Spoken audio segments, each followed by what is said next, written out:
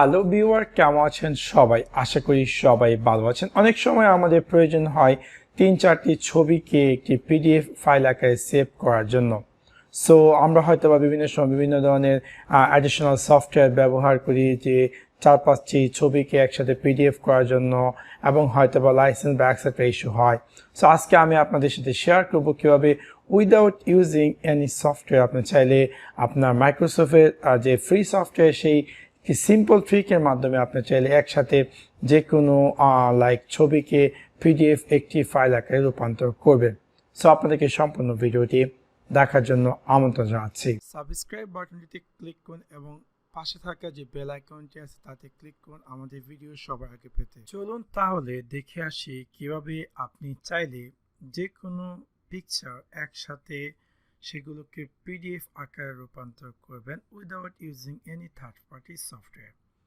Right now আপনারা দেখতে পাচ্ছেন যে আমার কাছে 3টি ছবি আছে, এবং যদি এই ছবিগুলো আমি চাচ্ছি যে একটি 3টিকে এক ক্লিকের মাধ্যমে একটা পিডিএফ ফাইল আকারে রূপান্তর করার জন্য। সো এটা কীভাবে করবেন?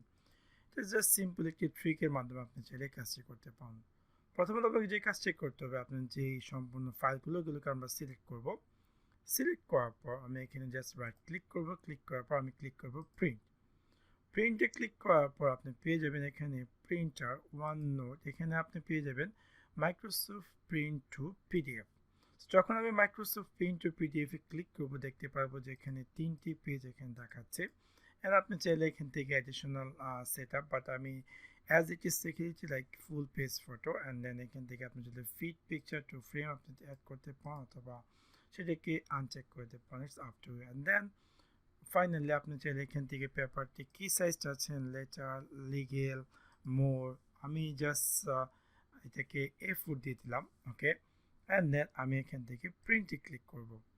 প্রিন্টে ক্লিক করার পর এরকম একটি স্ক্রিন অ্যাপিয়ার করবে। এখানে আপনাকে দেবে যে আপনি লোকেটেড ফাইল হয়ে আপনি এটাকে সেভ করতে চাচ্ছেন। সো আমি ডেস্কটপ চুজ করে আমি এখানে দিয়ে দিলাম মাই পিডিএফ ফাইল, অ্যান্ড দেন আমি সেভে ক্লিক করলাম। সো দেখতে পারবো যে অটোমেটিক এই ফাইলটি সেভ হয়ে এবং এখানে সেভ হয়ে গিয়েছে পিডিএফ আকার। সো আমি যদি এটাকে ওপেন করি, দেখতে পারবো যে এটা পিডিএফ আকারে ওপেন হবে। যেহেতু আমার এই কম্পিউটারে কোনো অ্যাডোবি রিডার নেই, সো সেহেতু এটা ডাইরেক্ট মাইক্রোসফট এডজের মাধ্যমে ওপেন হয়েছে। সো আপনি দেখতে পাচ্ছেন যে সম্পূর্ণ ফাইলটি কিন্তু একটি পিডিএফ আকারে অ্যাড হয়েছে। So that's pretty good. So এভাবে খুব সহজে আপনি চাইলে আপনার যে কোনো ছবিকে সিঙ্গেল ক্লিকের মাধ্যমে পিডিএফ আকারে রূপান্তর করতে পারবেন এই সিম্পল ট্রিকটি ফলো করে। সো আশা করি আপনাদের ভিডিওটি ভালো লেগেছে, এবং যদি ভিডিওটি ভালো লেগে থাকে অবশ্যই লাইক এবং শেয়ার করতে ভুলবেন না। Thanks for watch my video. See you next one. Piece.